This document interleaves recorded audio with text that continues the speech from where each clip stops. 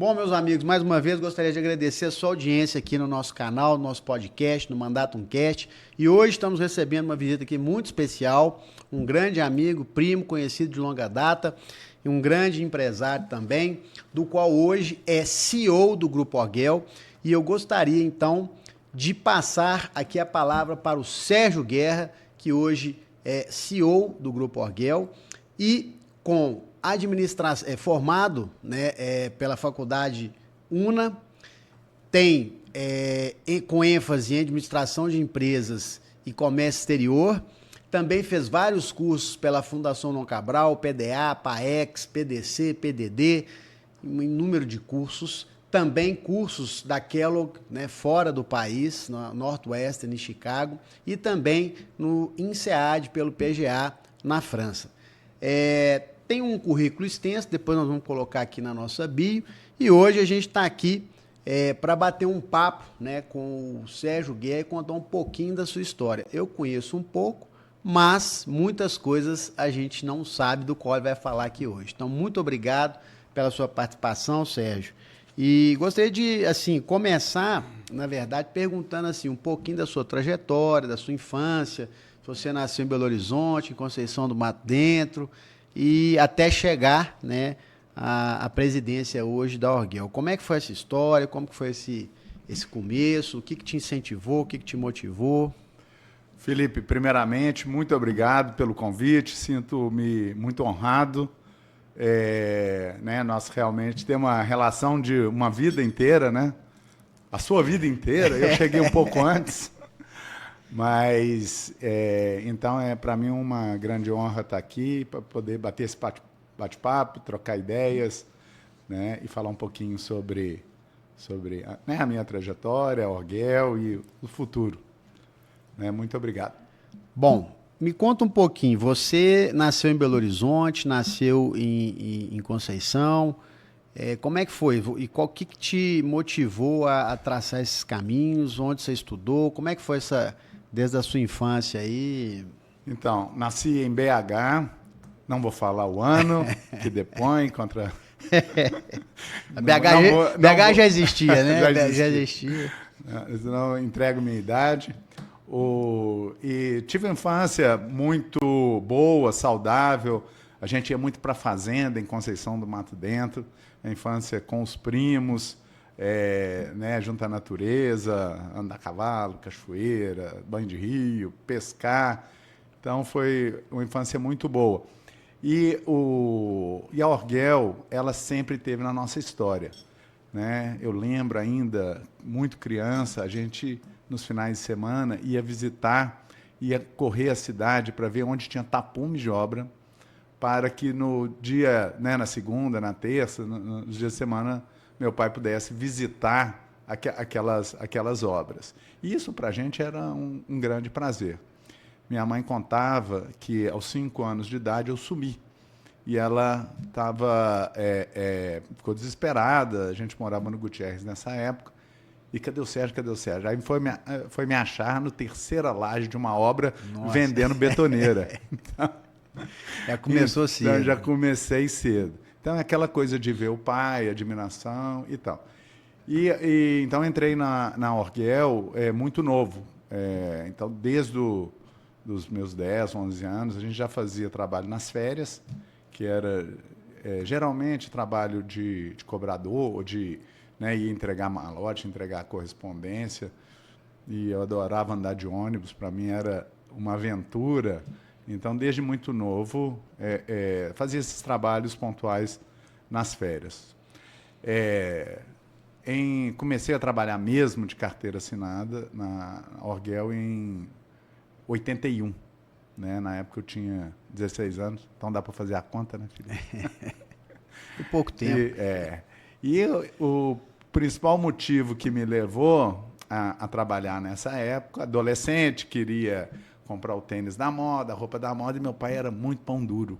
Então, a alternativa de ter algum dinheirinho era trabalhar. Então, arrumei um trabalho lá. E é interessante que eu nunca trabalhei ligado ao meu pai. Eu sempre trabalhei ligado ao Francisco. Então, Francisco Guerra, seu pai, né, que me arrumou o primeiro emprego lá atrás, na Rua dos Pampas, na área de ferramentas. Então, aquele primeiro emprego foi o quê? Era auxiliar de serviços gerais. Naquela época, então, o que era? É limpar o chão, desmontar a máquina, lavar peça. Eu trabalhava auxiliando os mecânicos, né? E era um trabalho muito prazeroso, né? Eu gostava muito, tinha uma ótima relação com os mecânicos ali. Então, o comecinho da minha carreira foi esse aí. Só um parênteses, na verdade, também. Quando eu entrei na Orguel, quem foi meu chefe foi o Sérgio. Mas, por incrível que pareça, uma das coisas mais legais, assim, dos lugares que eu trabalhei também, que acabei passando por todas as áreas também do Orguel, foi a oficina, que era um ambiente legal, tinha uma turma engraçada, ficava contando piada, e eu chegava com a mão toda suja de graxa, mas, nossa, eu conto piada até hoje que eu aprendi lá para minhas filhas, e minha mulher tá assim, onde você aprendeu tanta piada? Eu falei, pô, não posso te contar. Mas realmente, são antigas, né? Exatamente, era um ambiente muito, muito agradável, legal. E aí, bom, então você começou com 16 anos, você estudava e trabalhava na Rua dos Pampas. Exatamente. Né? Então, nessa época, eu estudava, estava no segundo grau, e estudava de manhã e trabalhava à tarde. Em 82, eu fui morar nos Estados Unidos, através do programa de intercâmbio do Rotary, fui morar em Chicago. Né? Naquele Natal, eu lembro de 1980, olha aí, eu conversando com um amigo de um primo meu, e ele era de uma das primeiras turmas de comércio exterior. O comércio exterior estava nascendo, né? E aí ele falou que estava fazendo comércio exterior e que ia viajar o mundo inteiro e que ia... Isso lá nos Estados Unidos? Não. Isso antes de eu fazer. Foi quem me inspirou. Eu falei, tá aí, é isso que eu quero fazer. Então, nesse ano de 81, eu me preparei para ir para os Estados Unidos. Em 82, eu morei nos Estados Unidos. Quando eu voltei... Você morou em casa de família lá? Morei em 3 casas de família. E você ainda tem contato com o pessoal? Não, infelizmente não. Mas eu tive por muitos anos. Por uns 30 anos eu tive contato. E aí, quando eu voltei, final de 82, 83, eu já entrei na faculdade. E aí eu trabalhava na Orguel, aí sim, o dia todo, né? E estudava à noite. Então, é uma carreira que eu, né, segui, depois vou falar um pouco, e gostava muito. Então, aí eu comecei a evoluir na carreira na Orguel e também comecei a desenvolver trabalhos no comércio exterior também. Entendi. Bom, e desde lá, quando você começou, os seus irmãos na época também chegaram a trabalhar lá ou inicialmente foi só você que começou? O Léo começou a trabalhar na Orguel em 83. 83. E ele começou na Mecan e depois na Mecan São Francisco. E depois ele foi para a Orguel e cuidava da divisão de peças. O Léo, um período, ele foi meu chefe. Ele foi meu chefe. Em 90, por aí, ele era o gerente... Você batia nele em casa e ele descontava no trabalho. Exatamente. Então, em 90, ele era gerente geral do Orguel. Então, ele era o gerente-chefe dos outros gerentes ali, né? E foi um período até o Plano Collor ali, de 90, 89, 90, até 92, por aí. E você chegou a participar, porque parece que tinha, na realidade, também na Galeria do Ouvidor, né? Tinha ali e tudo. Você chegou a participar lá ou não? Não, sim. Durante um período, né, eu assumi a Orguel como um todo. Né? Isso já um pouco mais à frente. Aí eu era gerente geral da Orguel. Então, tinha debaixo de mim a linha de ferramentas elétricas, né, máquinas leves, a linha de máquinas para construção e a linha de tintas e vernizes, que era na Galeria do Ouvidor. Então, e ainda tinha filial lá ou não? Tinha filial lá. A filial lá, se não me falha a memória, ela foi até 97. Então tem uns 7 anos, 6 anos, que eu toquei essa divisão. Entendi. Só para quem não sabe, na realidade a gente está falando, né, da Orguel, que é a organização Guerra Lages, que, aliás... que é Orguel, né, Sérgio? Então. Conta aí para quem está assistindo, porque muita gente que assiste a gente que às vezes não é de Belo Horizonte, é de fora e...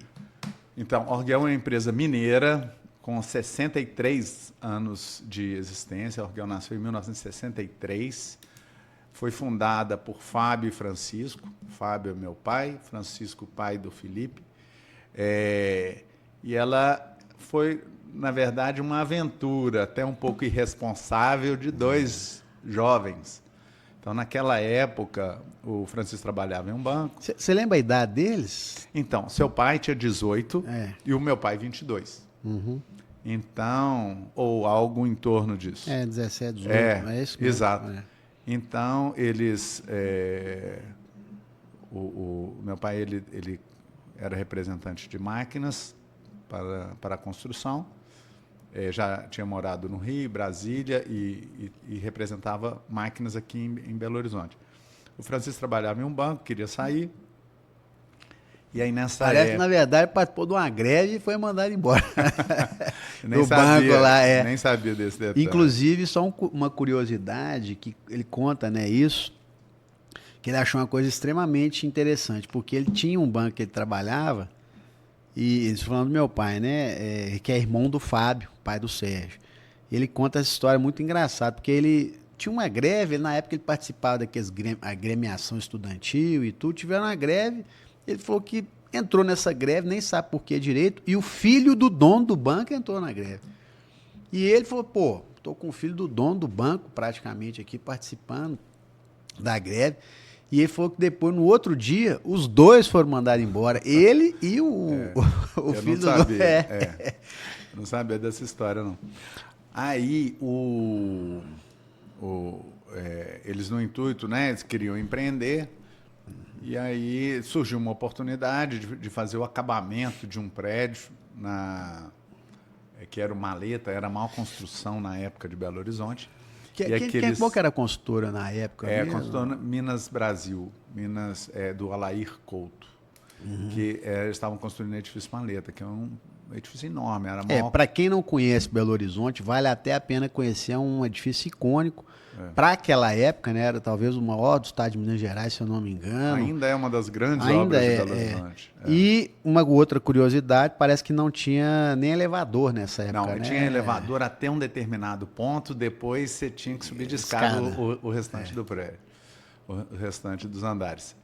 Então, nessa época, né, meu pai foi lá vender equipamentos, né, ele vendia betoneira, gruas, entre outros equipamentos, e estava, ao mesmo tempo, buscando uma oportunidade por Francisco. Aí ele ofereceu lá para o Haroldo Rolfs, né, falou, olha, meu irmão está buscando um negócio e tal, o que ele faz? Aí ele lembrou de o Haroldo perguntou o que ele faz. Ele lembrou de um tio, Chiquito, que fazia acabamento, raspação, sinteca. Ele falou, não, ele mexe com raspação e sinteca. Ué, nós vamos precisar de raspar e sintecar o prédio, pintar ele todo. E aí, né, para resumir a conversa, eles ganharam aquela obra, né, sem muita experiência, aliás, sem nenhuma experiência, ganharam uma obra de Belo Horizonte. E aí foi uma experiência muito interessante, porque o Francisco, ele congregou todos os raspadores, fez um consórcio de diversos, né, inúmeros raspadores e concluiu a obra e houve uma permuta, né, a parte desse projeto, né, dessa obra foi paga uma loja no subsolo da Galeria do Vidor e a outra um apartamento. Né? Que esse apartamento, eu até lembro dele, Felipe, que chegava, você tinha que subir os últimos lances de escada. E aí eles começaram, né, aquele estoque que sobrou, na verdade as latas, né, encheram de água e botaram lá como se fosse aquele estoque enorme e começaram a vender ali os restos, né, né, tinta e verniz e lixa que tinha sobrado. Então, a Orguel nasceu nesse momento, né, até com o nome Provendas, e depois migrou para o Orguel. E já nessa época, né, os próprios fabricantes de equipamentos falaram, por que você não monta uma distribuição de equipamentos? E aí montou-se, então, uma pequena loja com estoque consignado das fábricas. Aí era betoneira, vibradora, andaime e outros equipamentos. Então, a Orguel já nasceu duas, né? Uma divisão de tintas e vernizes, Sinteco, tocado pelo Francisco, e uma outra divisão de máquinas, né? Betoneiro, vibradores, compactadores, bomba, tocada pelo Sofab. Isso foi ali no ano de 63, 64, por aí. Bom, aí tem uma história, inclusive você depois, nós vamos passar aqui todos os contatos para que vocês possam acompanhar nas mídias sociais, redes sociais. Tem até os livros, né, escritos, até para sair um outro aí, mais recente, com uma atualização aí dessa história. Mas voltando um pouquinho aqui na sua trajetória, você foi trabalhar muito novo, começou a sua vida muito cedo, e aí você foi, então, trabalhar de fato com um diretor ou um gerente, ou seja, o que você falou que seria o Francisco, não é isso? Exato. E dentro dessa sua trajetória aí e tudo, quais foram as lições assim da sua vida que você aprendeu, né, com o Francisco? O que você pode falar assim que foi um legado, ou uma marca, ou alguma coisa que você falou, poxa, eu acho que isso aqui é uma coisa legal, que você aprendeu, que você... O Francisco foi meu mentor profissional, né? A minha relação profissional com o seu Fábio, meu pai, era muito pequena. Eu era, né, ligado ao Francisco. E o Francisco, ele foi um excelente coaching, entendeu? Ele, pela proximidade, né, e pela... né, assim, ele que foi a pessoa que me formou profissionalmente. E o que eu vejo, as maiores contribuições do Francisco assim, na minha vida, primeiro, o otimismo, né? Isso aí não tem medo de nada. Vamos pular aqui, vamos embora. Então, o Francisco ele é muito positivo, muito otimista, ele é muito inovador, ele é uma pessoa que gosta do novo, gosta de ousar, gosta de inovar. E uma outra característica, ele é de apoiar. O Francisco sempre me apoiou nas ideias, nos projetos. Ele é uma pessoa sempre que esteve do meu lado, né? Falava, né? Qualquer projeto, qualquer ideia, o Francisco estava ali para apoiar e dar, né, a contribuição dele. Então, realmente foi uma pessoa que eu devo muito nessa questão da formação profissional. E dentro dessa sua formação, a gente vê que você também teve as suas inspirações, depois você também montou outros negócios, né? Você até é sócio das empresas e tudo. E assim, o que te motivava, o que te incentivava, o que você via ali que você poderia contribuir, que você poderia trazer ou crescer ou fazer? Porque que eu vejo às vezes o jovem quando entra numa empresa, especialmente quando tem pessoas mais velhas, é difícil fazer alguma coisa.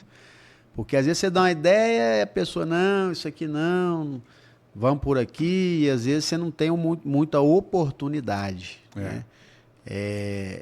Então, eu acho que o terreno fértil, Felipe, para inovar, para empreender, que foi, né, o maior incentivador para que eu, né, empreendesse, abrisse negócio, empreendesse dentro e fora da Orguel, né? Então, montei inúmeros negócios, alguns muito bons, outros não deram certo, o que faz parte, né, de empreender. E seu pai, de fato, ele foi um grande incentivador, é uma pessoa que realmente me motivava e que me inspirava mesmo para inovar e empreender.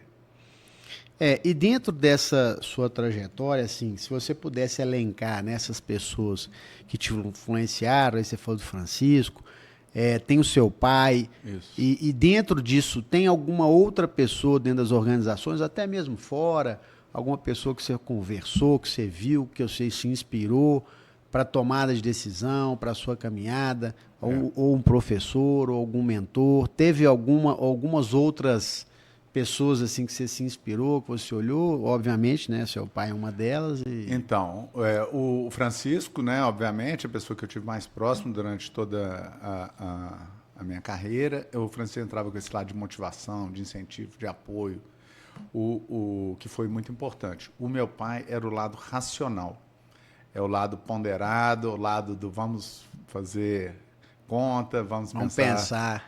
vamos pensar várias vezes antes de inovar. E eu acho que, né, o sucesso do Grupo Orgel se deu muito por essa combinação dos dois. Yin e Yang, né? É o equilíbrio. Né? Eu acho que meu pai sempre foi muito ponderado, talvez excessivamente ponderado, mas precavido, mais cauteloso, e o Francisco mais atirado, mais inovador. E eu acho que o bom está no meio do caminho, né? Nem muito acelerado, né? E nem muito freado. Então eu acho que esse tempero dos dois, eu acho que essa combinação. Então eu aprendi muito com o Francisco, esse lado da inovação, de acreditar, de inovar, e aprendi muito com meu pai a questão de ponderar, de fazer conta, de sempre dar um desconto naquele, né, no potencial do negócio. E eu acho que essa combinação ela foi muito boa. E ao longo da vida tive outros professores, né? Então cada um na sua especialidade. O meu professor de vendas foi o William Carvalho, que era meu chefe lá na Orgel, porque quando eu comecei... Mandar um abraço pro William, né? O William já faleceu. Já né? faleceu para a família.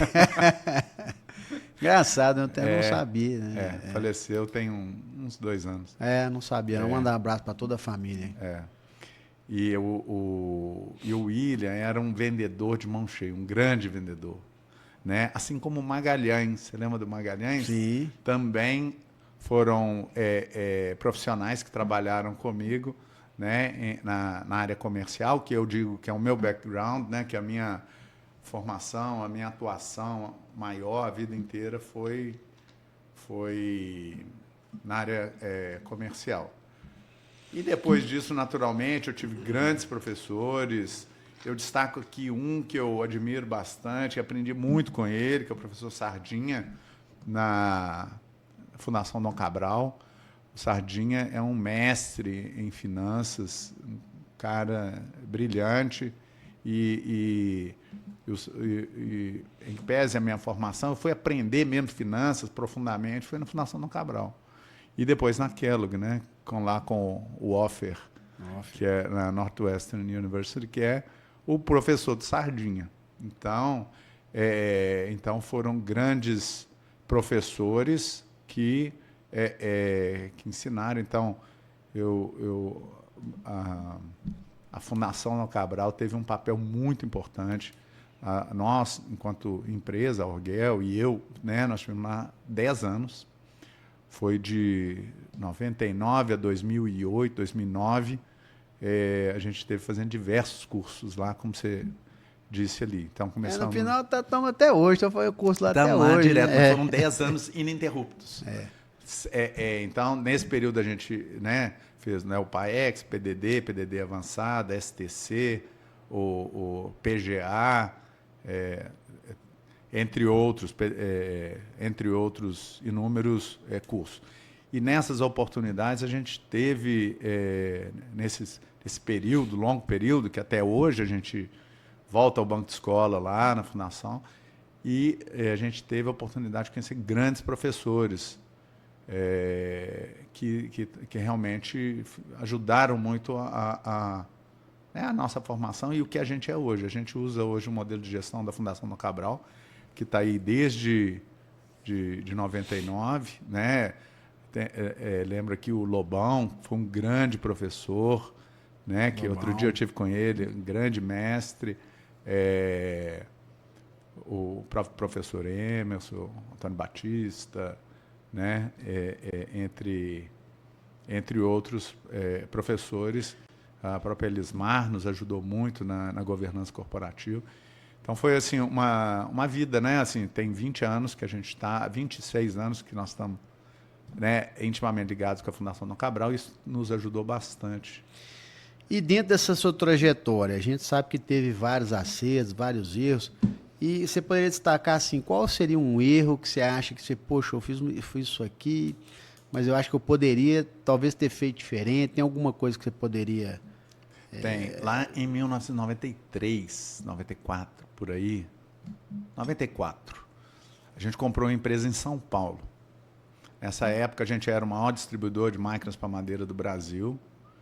Então, e aí compramos, né? Eu, sou Fábio, sou Francisco, uma empresa chamada GAT, que era o melhor ponto comercial na Florencio de Abreu. É uma empresa que vendia bastante. O dono faleceu, a viúva não tinha interesse de comprar a empresa. Compramos por um valor muito adequado, barato, para pagar em 36 vezes. E naquela época, achei que assim, era o melhor negócio do mundo que eu estava fazendo, né? Quando fechamos o negócio, tal, quando nós começamos a vender, vimos que o pessoal vendia com umas margens muito abaixo das margens que a gente estava acostumado. O pessoal lá da Florencio de Abreu botava markup de 10%, assim, e terminou o negócio sendo um péssimo negócio. Então, nessa experiência, a gente aprendeu a fazer pesquisa de mercado. Olha, o que né?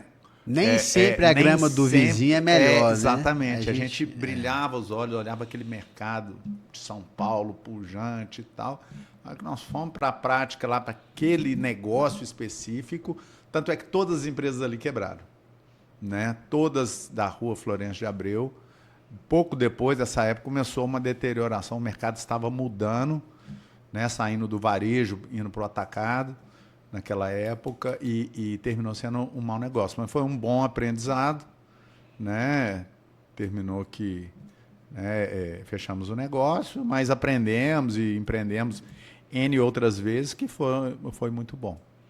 E dentro dessa sua, né, experiência, que não talvez seja ter sido tão boas, qual a outra chance, oportunidade, outro negócio que você acha que a gente acabou entrando e que foi muito bom?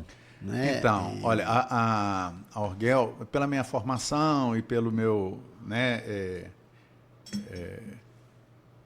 não só a formação, mas pelo fato de eu gostar muito do comércio exterior, a gente começou a importar ainda nos anos 80. Né? O Brasil, no ano de 84, nós fizemos a nossa primeira importação. Essa época o Brasil era fechado. Poucas empresas faziam isso. Né? Então, nós fomos uma das primeiras empresas do nosso setor, se não a primeira, a importar. E eu estava na faculdade, entrando na faculdade, já começando a fazer os primeiros negócios de importação. Eu lembro que eu fui numa feira, ainda com era o SEAG, nem era Sebrae ainda. Nós fomos para uma feira de Hanover, e lá eu conheci a Fine, que era, aliás, a Fine tinha uma subsidiária no Brasil, mas a gente começou a importar da Fine da Alemanha. E ganhamos dinheiro nesse período, trazendo ferramentas elétricas desmontadas. O negócio já prescreveu, viu, Felipe? Está prescrito, né? A gente trazia como partes e peças, montava aqui e vendia a máquina. E vendia para os grandes empresas da época, Cofermeta, Felap, Caring, outras grandes empresas da época. Então, foi a primeira experiência nossa com importação. Lá em 92, o mercado abriu com o Collor. E aí, seu pai, novamente, eu falei, Francisco, aproveitar que o mercado abriu, estou querendo ir para os Estados Unidos, ver se eu acho um parceiro, um fornecedor lá. E ele falou, não, vai sim, vai. E aí eu fui e conheci o Xavier, da Qualitas. Sim. E eu fiquei... Tá vivo, né? Não, faleceu. Faleceu, então já ia mandar um abraço, mas um abraço para a família. Que pena. Um cara alegre, né? Né? Virou um grande parceiro. Então, o Xavier foi o nosso parceiro durante muitos anos, né? 15, 20 anos. E nós chegamos a ser dos maiores compradores de ferramentas elétricas dos Estados Unidos. A gente importava e vendia no Brasil os equipamentos fabricados nos Estados Unidos mais barato do que as fábricas vendiam Daquela aqui. linha específica. A linha Hammer, nós lançamos a linha Hammer no Brasil, antes da Bosch. Já tinha nos Estados Unidos, já tinha na Europa, não tinha no Brasil. E nós fomos o primeiro. Hammer, se eu não me engano, para quem não sabe, os marteletes. Os marteletes e tal. Marteletes, né? Então nós importamos isso lá do ano, se não me falha a memória, 94. Lá naquela, pouco depois dessa... Sim. Então, e esse foi um negócio muito bom, e em 95 a gente chegou na China. Então nós começamos a trazer produtos da China.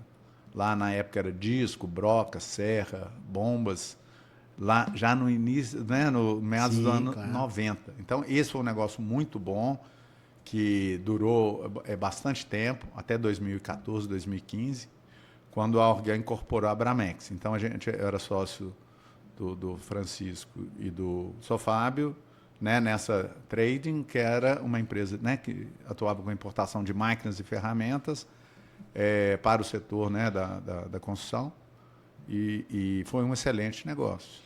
E Sérgio, na verdade é o seguinte, tem quantos anos que você está na Orgel, da sua vida profissional? 44. 44 anos. E aí eu vou te fazer uma pergunta... 45. Que realmente eu acho que existe umas discussões, e a gente teve visitando um dos fundadores lá da Porto Seguro, até um cara muito, Bruno Garfin, que é um fundador, o pai dele acabou comprando, eles compraram uma seguradora, enfim, a história é bem interessante, mas ele falou uma coisa que é verdade, é bem curiosa, que a tendência no Brasil, muitas vezes, a gente vai para as universidades, escolas, e tem né, inúmeras instituições que muitas vezes tentam ensinar para a gente a ser uma empresa como se fosse uma empresa nos Estados Unidos. E ele estava mostrando o seguinte, gente, empresa brasileira não é empresa americana. Empresa brasileira é empresa familiar, é uma empresa que ele não é uma corporation. Né? Então ele está falando assim, ó, nos Estados Unidos com 2%, às vezes uma família controla uma empresa. Né? E no Brasil não. E dentro disso, eu te pergunto, quais são, né, e foram e são esses desafios de ser uma empresa familiar? Né? Existem sempre essas discussões. Ter empresa familiar não é fácil, né?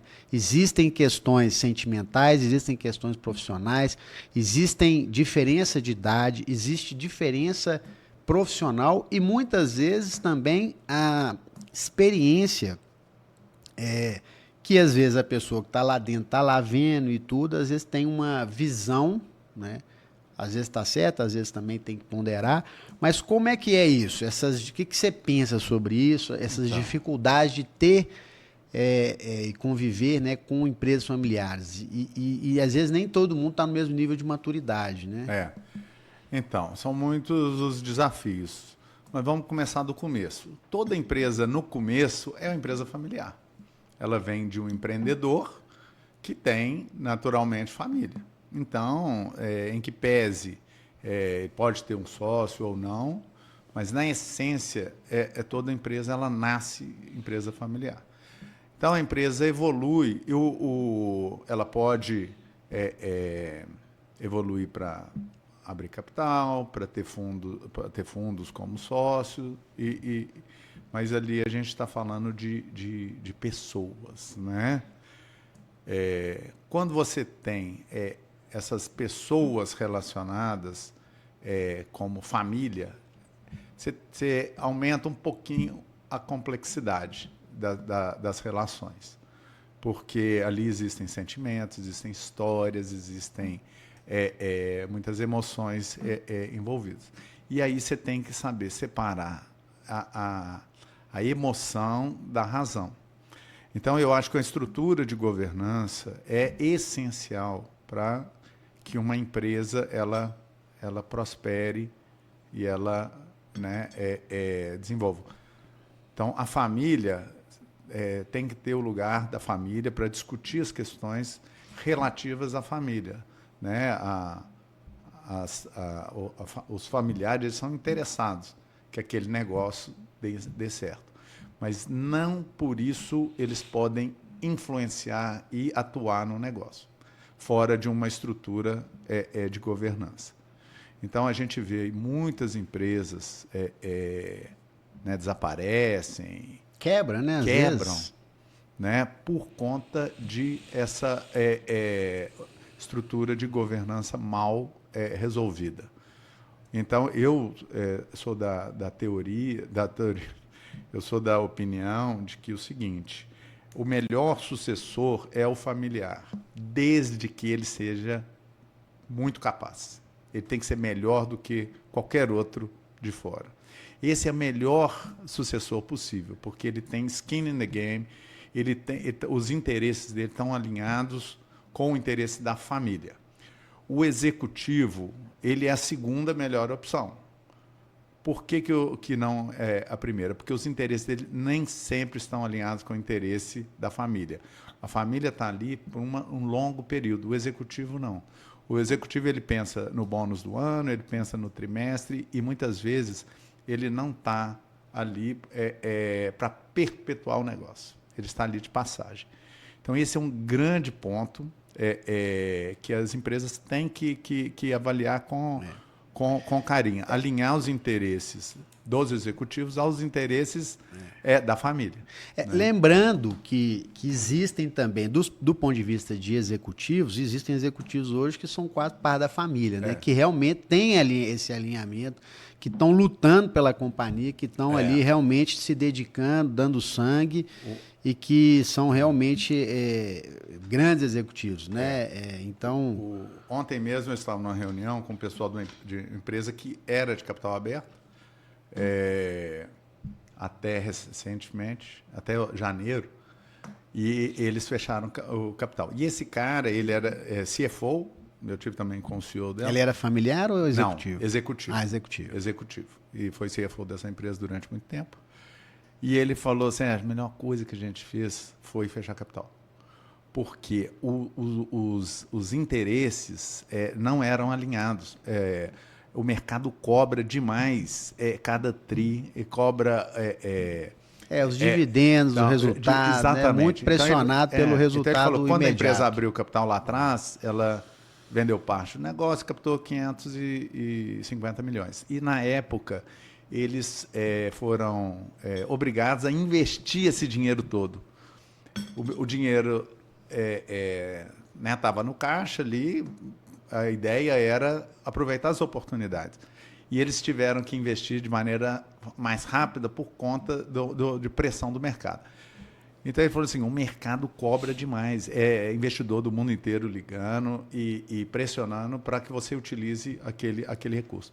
E nem sempre aquela hora é a melhor hora para utilizar o recurso. Além de você ter que reportar cada tri, resultados, e falou, olha, hoje a gente tem uma empresa muito mais leve, né, muito mais interessada, assim, alinhada com os interesses da empresa do que com o mercado de capitais. Então, eu acho que, assim, a minha opinião é que uma empresa né, de capital fechado, que tem ali sua agenda alinhada com os sócios, de longo prazo, é o melhor formato. Óbvio que o mercado de capitais ele é muito importante, quando a empresa tem acesso, é um recurso importante, mas ele tem um custo alto para a gestão da empresa. Até porque também acho que tem que fazer um parâmetro, porque o Brasil ele não é para amador. E a gente sabe que não existe nenhum ciclo brasileiro muito estável. A verdade é que você pegar, acho que todas as áreas, todos os setores, tudo que a gente vê, né, poucos setores no Brasil são mais estáveis, né? A gente viu uma pandemia aí que você pegou alimento, farmácia, talvez algumas coisas assim, mas se a gente pegar o nosso setor, ele é completamente instável, até porque você tem muito investimento, custo de capital altíssimo, né?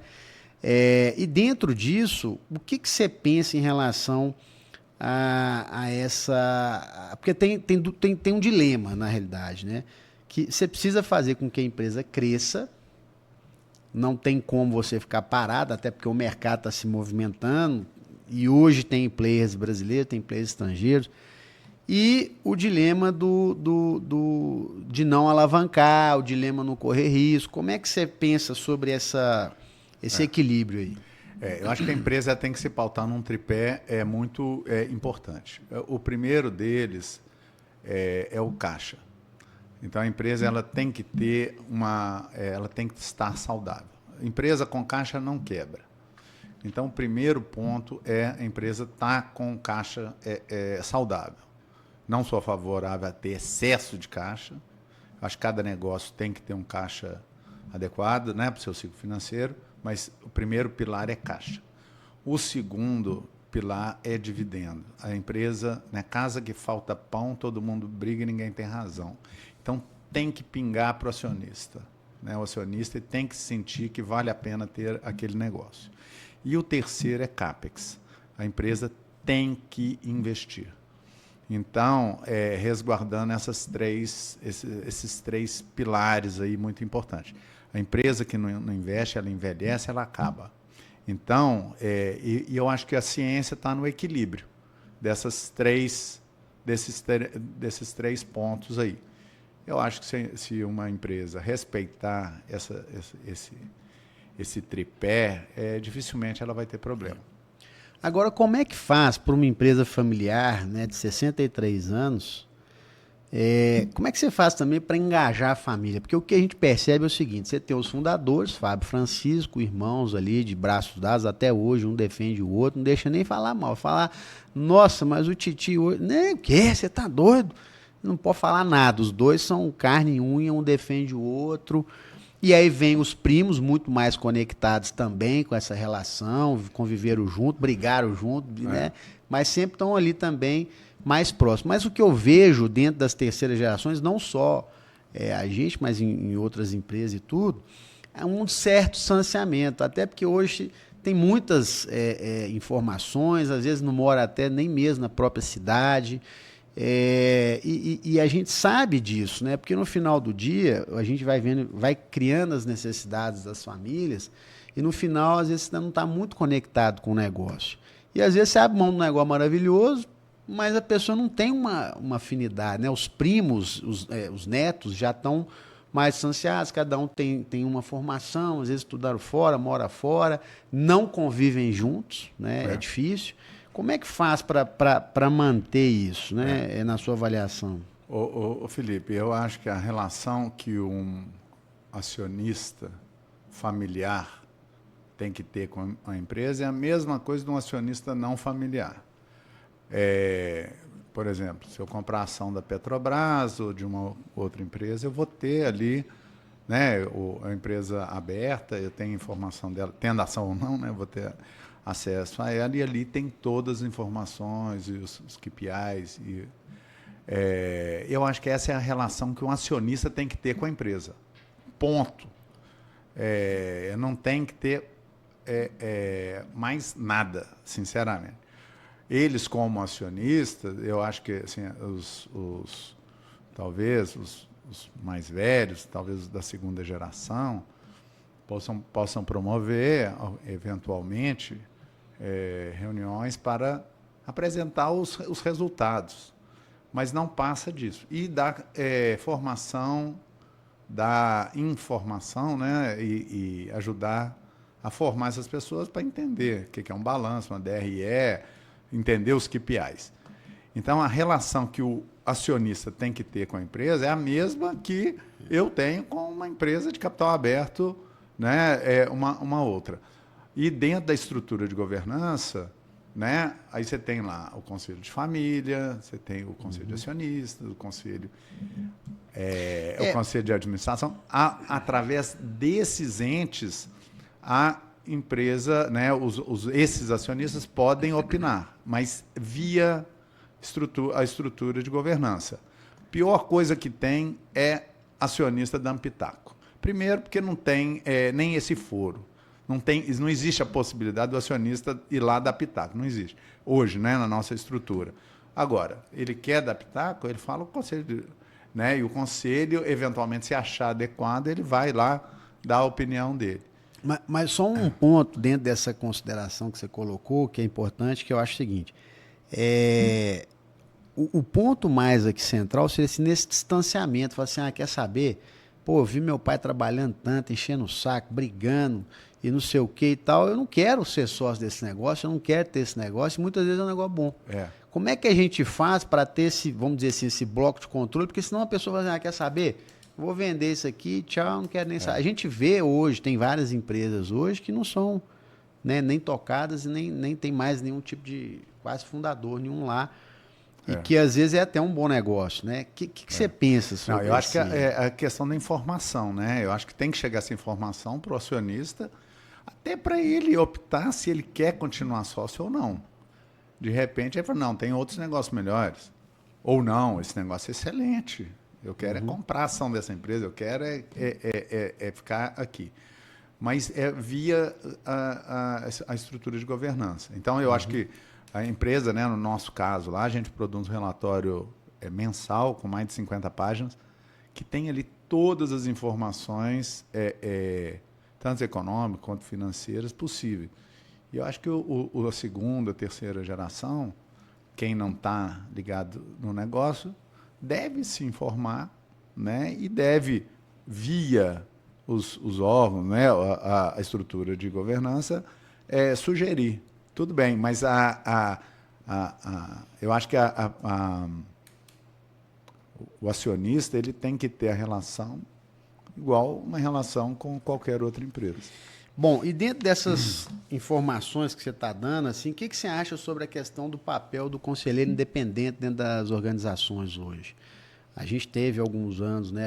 Acho que sempre tivemos, né? Sempre tivemos um conselheiro. O que você acha, o que você pensa desses conselheiros independentes? Felipe, eu acho que uma estrutura de governança ela deve ter mais independentes do que familiares. O familiar está muito envolvido emocionalmente, ele carrega toda uma história, uma carga de emoções e muitas vezes ele não consegue ver a informação com a ótica sem esse viés. Então, eu acho que o independente ele traz essa visão menos contaminada. Então, na minha avaliação, um conselho deve ter um membro de cada família, no nosso caso, e 2 ou 3 independentes, que aí sim vão gerar assim, contribuições positivas. Muitas vezes o cara está no conselho, a pessoa, pela relação familiar, não pelo conhecimento ou pela competência. E eu acho que o conselheiro independente ele deve atender ao momento da empresa. Por exemplo, se a empresa está num momento de inovação, então alguém que tenha conhecimento de inovação, se o momento é mais na internacionalização, que seja alguém com experiência, porque no final do dia ele funciona como não só um conselheiro, mas um consultor também. Então, eu acho que o conselho ele tem que ter a cara do momento da empresa. E muitas vezes você fica agarrado a um conselho de pessoas e esquece dos profissionais que estão do lado profissional. É mais você está ligado ao CPF do que ao CNPJ. E eu acho que o conselho tem que ser formado de pessoas com conhecimento necessários para aquele momento da empresa. Bom, e dentro da sua trajetória, o que te faz confiar nas pessoas, ou confiar naquele profissional, ou naquele diretor? O que traz uma confiança, o que traz uma segurança? O que você vê dentro desse profissional que te traz segurança, que pode trazer segurança? O que ele mostra que você fala assim, não, pô, esse cara aqui eu posso confiar que ele vai entregar resultado? São as entregas, é o histórico dele. Então, é importante, né, que esse track record aí de entregas ao longo dos anos, né, comprove. A minha filosofia de trabalho é delegar e cobrar resultado. E de estar pouco interferindo naquela função específica. Então, para mim, a entrega é muito importante. e autonomia também. Então, então acho que é a entrega, respondendo a sua pergunta, é a entrega. E para você, qual que é a definição do sucesso? O que você definiria? Falou assim, pô, isso aqui para mim é sucesso. É uma boa pergunta. Eu acho que o sucesso é conquistar, né, objetivos traçados ou superá-los, né? Então, acho que a empresa ela tem que se propor a objetivos que sejam um pouco até além do normal, né? Ela tem que se diferenciar e quando ela conquista esses marcos, né? Isso é sucesso. E dentro da sua trajetória aí, né, da sua vida profissional, pessoal, familiar, dos seus hobbies, tem algum fato, alguma coisa assim que você falou assim que marcou sua vida para falar assim, poxa, isso aqui realmente é um negócio que eu aprendi muito com isso aqui, vou levar para o resto da vida, e foi algum momento transformador da sua vida, da sua carreira, da sua profissão, em todos os aspectos aí que você vê. Felipe, teve alguns momentos, né, aqui de bate-pronto, né, foram pequenas, grandes conquistas ao longo da vida, pequenas, médias, mas algumas eu destaco aqui, joint venture com a Safeway, né, a Safeway é líder no mercado americano né, no segmento de andaimes e equipamentos de acesso, e é uma empresa muito importante lá fora, e nós fizemos uma joint venture importante que a gente fabrica, vende para eles e aluga no Brasil um produto chamado Quick Deck. Isso aí realmente foi uma grande conquista, é um baita diferencial que nós temos aí em relação à concorrência. Então, é uma grande conquista. Um outro marco foi a venda, né, para o Carlyle de 25% da empresa. Participamos naquele momento lá, iniciando em 2009, né? Só para voltar aqui, eu assumi a empresa, né? Até então, até 2004, até 2006, a empresa não tinha presidente. Ela tinha dois diretores, né? Que eram o Fábio e Francisco, e eles dividiam ali, tinha um petit comitê que eles decidiam as questões mais estratégicas. Aí nós fomos para a Fundação Dom Cabral, em 2002, né? Toda a família, né? Você, sua família, eu, minha família, e saímos de lá com um modelo de governança corporativa. E naquele ano lá, 2000, aí esse processo foi de 2004 a 2006, 2002 a 2004. Gastamos 2 anos para implementar a estrutura de governança. Em 2006, o Francisco assume, né, a presidência da empresa. Então, pela primeira vez, a gente tinha um presidente, que eu acho que foi um grande divisor de água. Em 2008, o Francisco me chama para assumir a presidência. Ele viu o tanto de trabalho que era. Tinha, naquela época, 10 empresas de baixo e era realmente muito trabalho, muito trabalho. E aí, o Francisco, em 2008, me convida para ser presidente. Eu já era diretor de 4 empresas, eu já tocava 4 negócios, que era a Orgel, a Bramex, Orgel Plataformas e... não, eu lembro que eram 4. Vou lembrar. Mas, nesse período, então ele me chama para assumir a empresa e eu assumo em março de 2009. Quando, naquele período, o mercado estava muito aquecido. E a gente tinha aquele dilema, alavancar ou buscar um sócio. Eu tinha acabado de fazer Kellogg. Então, eu fiz Kellogg em 2007.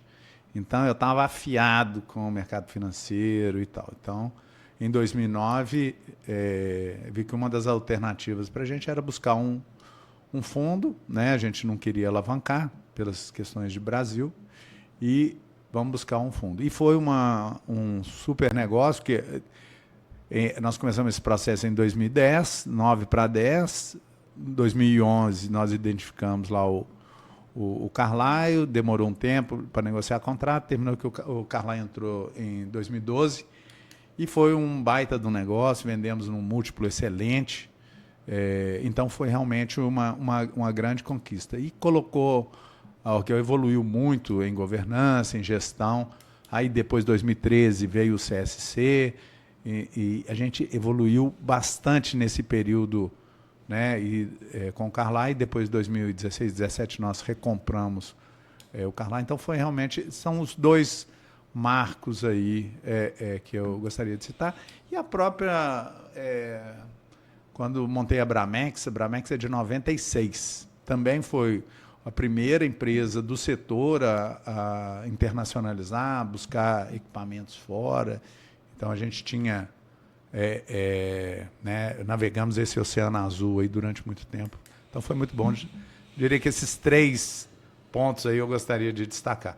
Depois veio a Orguel Plataforma, em 2006 também, que foi um baita negócio. O mercado de plataformas estava começando no Brasil. Também foi um negócio muito rentável durante bastante tempo.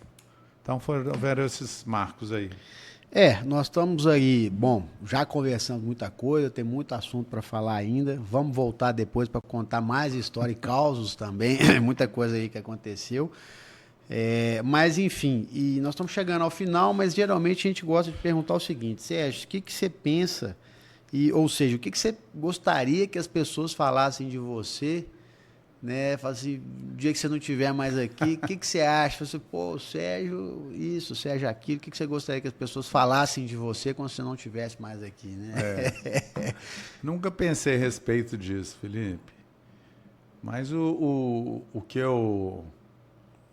a minha vida toda foi pautada por trabalho, por buscar inovação, por não aceitar o status quo, querer sempre fazer diferente, né? Buscar oportunidades. Então, eu acho que é isso, é o que me realiza, é o que me deixa feliz, é construir, é fazer. Eu sou muito, vamos falar, motivado pelos feitos, pelas realizações. Então, e sejam feitos, né, nas empresas, né, seja na vida pessoal, mas é aquilo que eu vejo que aquilo dali é um legado, aquilo, né, que eu construí. Então isso que me motiva, que me faz viver, acordar cedo, dormir tarde, correr atrás. Eu gosto de construir. Bom, e se você pudesse fazer o seu desejo se realizasse hoje, né? O que você gostaria para a Orguel daqui a 25 anos, daqui para o futuro? O que você pensa, né, em deixar, ou que ela deveria ser, ou que ela prospere? Qual que seria o seu pensamento para o futuro aí? Porque no final ele não é eterno, né? Então... Não, eu acho a Orguel é uma belíssima história, né? Iniciada lá atrás por 2 irmãos que vieram de Conceição do Mato Dentro, né? De uma família simples e que realmente você olha a trajetória deles, é uma trajetória realmente muito inspiradora. E né, eu já estou na empresa há muitos anos. Acho que a gente conseguiu evoluir bastante nesse tempo, em vários quesitos. A Orguel ela é benchmark do setor, né? Até empresas de fora vêm nos visitar e ver como é que a gente faz. E eu gostaria de deixar que esse desconforto com o status quo, que essa vontade de melhorar, de inovar, de buscar o novo, sempre permaneça na empresa. Que as próximas gerações, que os sucessores, eles realmente sejam mordidos por esse bichinho aí da inovação, da melhoria contínua, né, da busca pelo novo. Então, eu acho que esse aqui é o desejo. Maravilha. E ao final aqui, Sérgio, a gente sempre pede para os nossos convidados, as pessoas que estão nos assistindo aqui, sempre comentam lá, pô, isso é legal e tudo. que você gostaria de deixar de mensagem aí para as pessoas muitas vezes que estão assistindo, estão começando, que querem empreender, que querem começar um negócio? Quais seriam, assim, o que você poderia deixar de mensagem aí para todo mundo que está nos assistindo aí? Eu tinha uma frase que vinha nas notas fiscais, não sei se você lembra disso, lá atrás. Eu sou novo. Você é novo, você não é da época da... que era mais ou menos assim: não existe crise que resista a um trabalho sério e determinado. Então, eu acho que para o inovador, né, acredita, trabalha, que não tem como dar errado, né? Corre atrás do seu sonho, vai dar certo. É isso aí, Sérgio. Então, nós estamos aqui mais uma vez te agradecer pela sua agenda, por estar participando com a gente aqui e deixar ao final os seus contatos, a mensagem, os seus endereços aí de mídias sociais, da própria Orguel. Quais que são os endereços aí? Nós vamos colocar na bio. É isso São aí. muitos. Então tá bom, pessoal. Muito obrigado mais uma vez por você que está nos assistindo. Acompanhe lá, toque no sininho e um grande abraço. Você que gostou, compartilhe e pode mandar lá as suas sugestões, que a gente vai estar convidando aqui todas as pessoas para que possam passar mais informação e que a gente possa estar aqui realmente transmitindo esse conhecimento para gerações e para os legados e futuras gerações também. Então, muito obrigado. Obrigado, Felipe. Obrigado a você que nos assistiu até agora, que teve a paciência, né? Muito obrigado pelo convite. Então, beleza. Valeu. Obrigado.